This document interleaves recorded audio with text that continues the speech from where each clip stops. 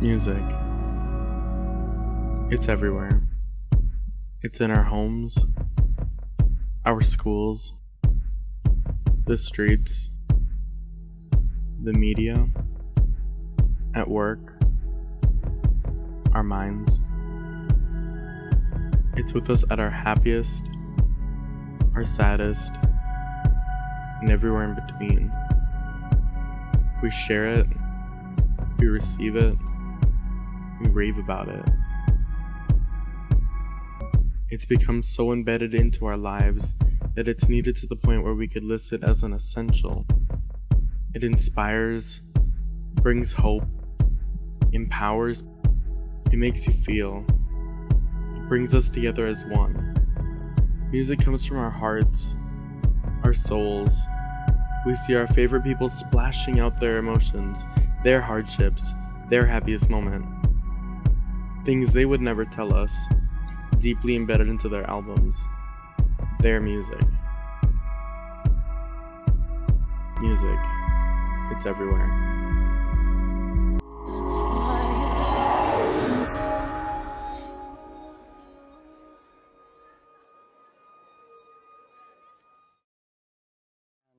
What we're talking about is really theft. We're talking about individuals and sometimes criminal organizations that are stealing. They're stealing American ideas, they're stealing American products, they're stealing American innovation.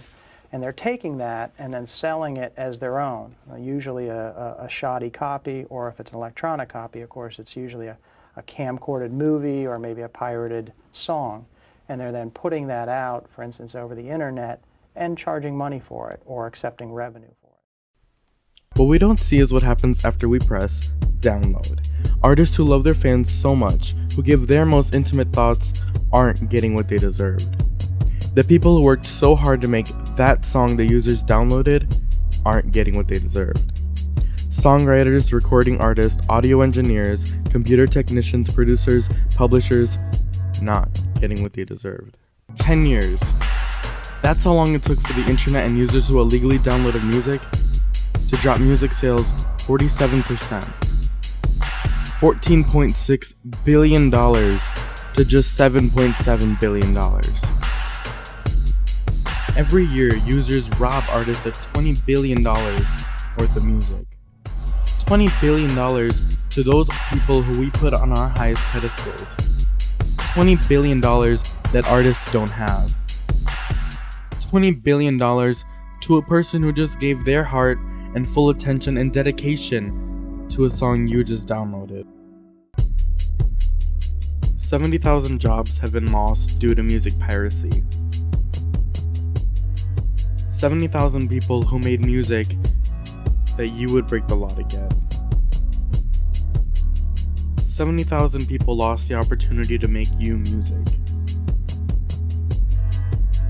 70,000 people who have to find another job because users didn't want to pay the $1.29.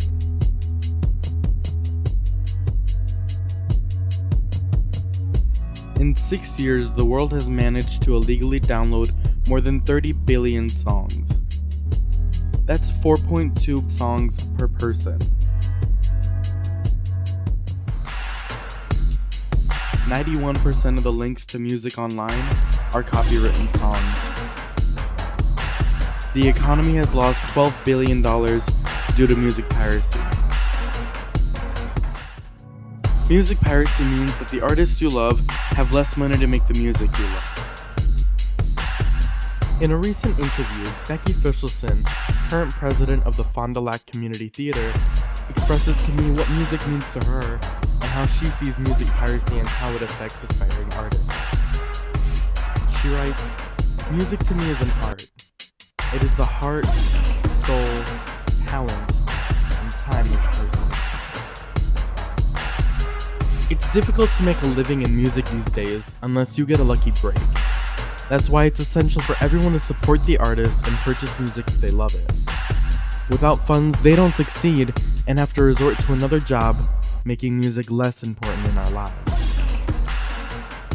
What I ask Congress is, what can we do together to fix this? Stop Online Piracy Act, known as SOPA, is and never was the answer. It It impedes our internet decision-making process and limited our options. Music. It's the universal language for anything you can think of. We need to be part of the solution. We need to be part of the decision to act upon this. We need to be together and join as one to come up with a user-artist-friendly act. Something where our rights to Creative Commons don't get hurt in the process. Music. It's everywhere.